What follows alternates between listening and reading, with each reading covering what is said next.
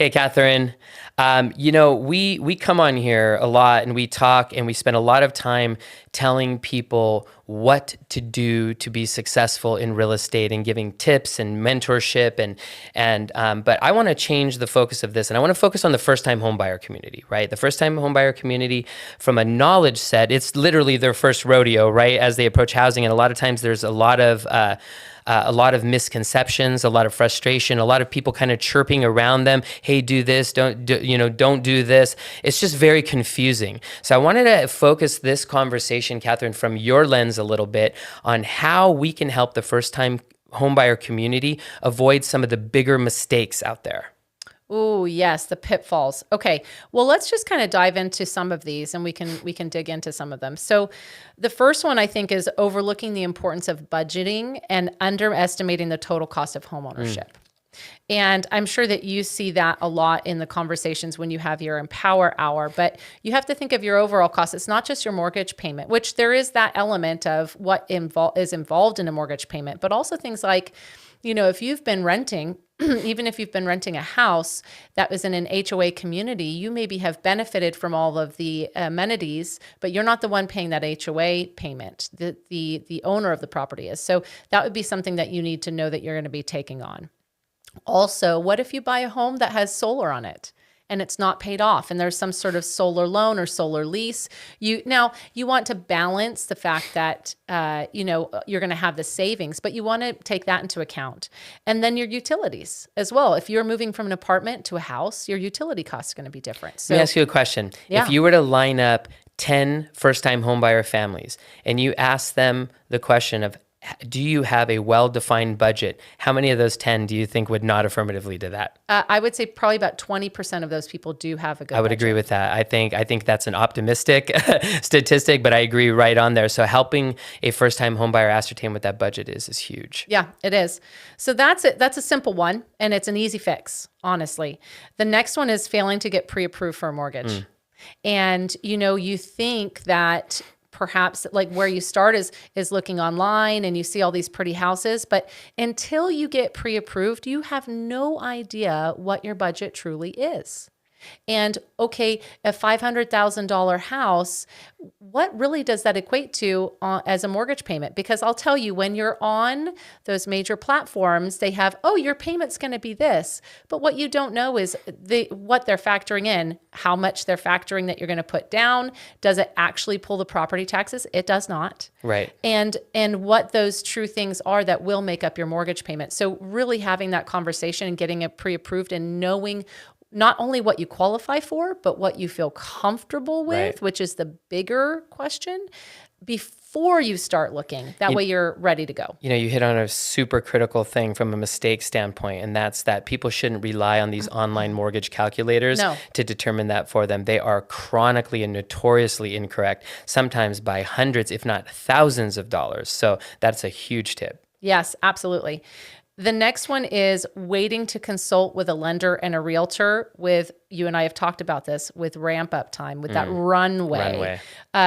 People think, okay, I feel ready now, so now I'm going to just start jumping into it. But I would say at least 3 months before you're ready to start looking at homes, at least. If you can do longer, that's better. Then have that conversation with the realtor and with the lender. That way you can have a strategy in place.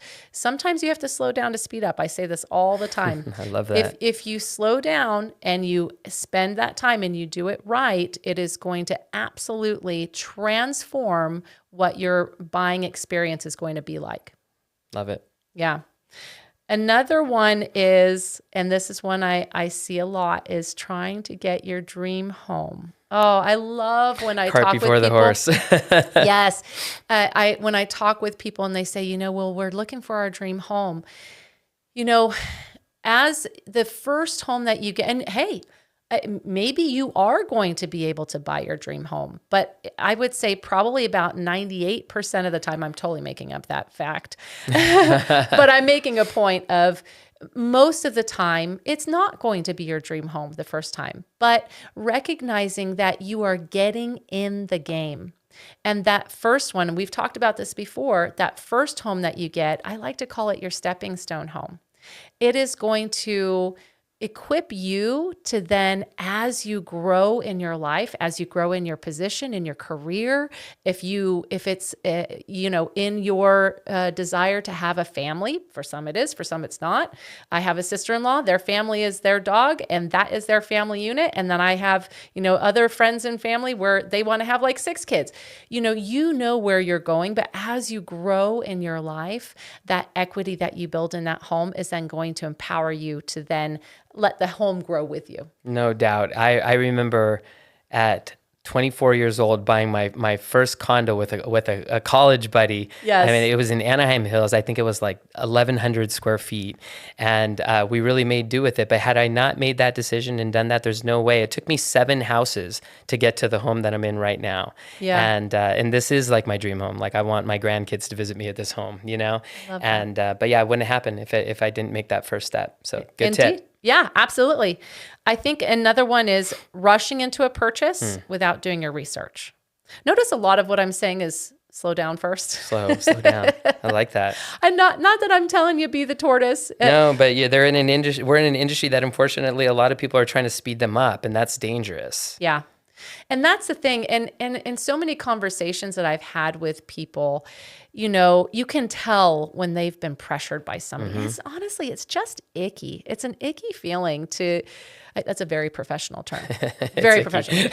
It is. It's really icky. I mean, like, have you ever gone in and, like you need to buy a couch and you go in and you just feel the eyes on you and you just want to look at the couches, and I don't want anybody ever to feel like we are pressuring them to buy a home, because that is absolutely not what we do. And I tell people all the time, look, whether or not you are telling me, Katherine, oh my gosh, my lease is up, I need to be in a house in the next 60 days, it's all hands on deck. Or you say, hey, I would like to buy a home, but I think probably I'm going to be ready in a couple of years because this is what's going on with our career. We are here to come alongside them with their journey. And so I think it's really important to do your research up front. That also, on the flip side, so we're talking about pitfalls. When you don't do the research, you've mentioned before how, a dollar amount can literally kill the deal. So by having your realtor know what the property taxes are in that area, is it a high fire area? We're in California, so do we need to plan on higher insurance? Yeah. Because if you are looking at a home and you don't know it's high fire and it's literally hundreds of dollars difference per month, then you may not be able to afford that house. So doing that research up front before you go look at the house is vital, because it is heartbreaking to fall in love with a home and your lender and your realtor didn't help you get the numbers properly beforehand, and now all of a sudden you can't buy that house you want. I've been doing this a long time, Katherine, over 20 years, right? And like what you just said right there has never been a time that's more true. There's so many factors now that are game breaker factors that weren't game breaker factors as short as like 3 or 4 years ago, insurance being one of them, right? Insurance was always like going to be $100 plus or minus $10, right? And now there are some situations where the homeowner's insurance can be 3 or 4 or even 5 times that amount, which obviously impacts what they could qualify for. It's big talk of the town. And if you're not working with professionals that get that, it could be a pretty sad ending to the story for sure. It becomes an emotional roller coaster. Yeah. And that is the last thing that I want the consumer to experience in their home buying experience. It's going to be stressful. It's stressful to sell a house. It's stressful to buy a house because it's a big financial decision, right? But it should be fun. I know that sounds silly, but it should be fun. It should be an enjoyable experience. So those things, all of this comes into play with that. Definitely. Love it. Here's another one. And you and I have touched on this before, but not asking questions. Now, sometimes we don't know, if we've never done this before, we don't know what questions to ask. Yeah. There is nothing wrong with that at all. Your realtor and your lender, they can almost address those things and go, oh, I wouldn't have thought of asking that. And they can address that up front. And then that will spark questions. But I think feeling safe with your realtor and with your lender, that you can ask questions. Do they listen? Do they probe? Are they seeking to help empower you? Or are they just pitching you and talking about themselves? It should be an environment where you feel like you can ask those questions. You can talk about the things that you're anxious about, and know that the information that they're going to share with you is not just going to be, okay, you're anxious about that, I'm going to flip it and sell to you. But no, okay, you're anxious about that. Let me give you the information that helps you make the right decision based on what your needs are. Yeah, a few years ago, I started sort of changing the way that I talk to customers a little bit, and I let them know, like, hey, look, there'll be time to go out there and decide to buy a home. Like right now, we're going to school, right? We approach this like a curriculum. I say that because it really insinuates like an environment, right? When you're in school, you ask questions when you don't understand, to your teacher, to a friend, to a tutor, right? And so that, like, you really hit the nail on the head there. I think it's vastly missing from our industry, but probably, if not the most critical tool that a buyer needs to be able to do with their team. Yeah, absolutely. Here's another little one: failing to understand the neighborhood.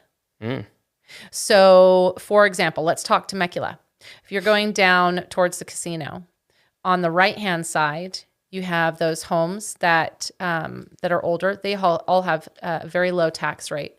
On the left-hand side, you've got Wolf Creek, where your Melrose are up to and a little over $4,000 extra a year on top of your tax base. Even if, which they wouldn't be, even if a home on the right and a home on the left were priced the same, the payment would be vastly different. And so really knowing, and again, like we're talking about with the insurance, is it a high fire area or not? And really knowing those things is going to impact your budget. And also, knowing when you're looking online, you're looking at all these pretty houses, what you're not thinking is driving home every day.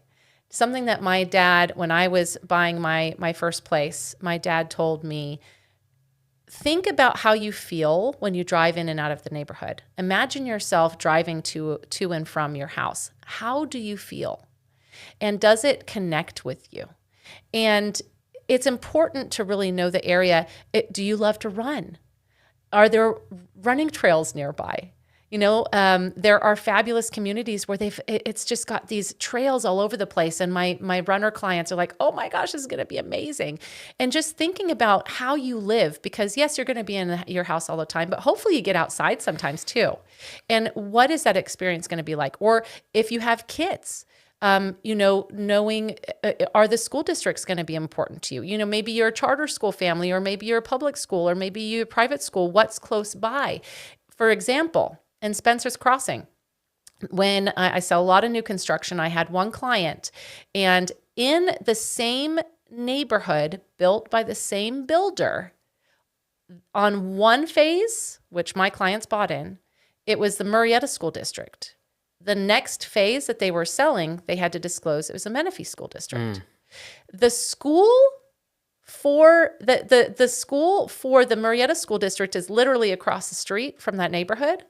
But the people that are on the other side in the next phase, even though that school is right across the street, their kids didn't go there. Wow. They had to drive them somewhere else. I'm not saying that there's anything wrong with that school, but you could have the expectation of, Another one is on Clinton Keith, where Vista Murrieta High School is, those townhomes that are right across the street, those aren't Murrieta School District. They're a Murrieta address. They are a Menifee School District. Wow. The kids that live there don't walk across the street and go to that high school. They go to Paloma. There's so much to this, and a lot of buyers who are buying a house, like, so a lot of times they're coming from out of area into this area. So these are all variables that they would have no idea with. So it's just really, really important to make sure that they're aligning with somebody that can give them good guidance with that. Katherine, look, that was huge. That was awesome. I think you should create like a flyer with like these bullet points, how to avoid these pitfalls in real estate. That was super, super helpful. I'm sure that anybody who is contemplating buying a home would benefit from hearing the tips that you just gave. So thank you for that. Absolutely. We've got plenty more. So all they have to do is reach out, and we'll talk about what their needs are. Great.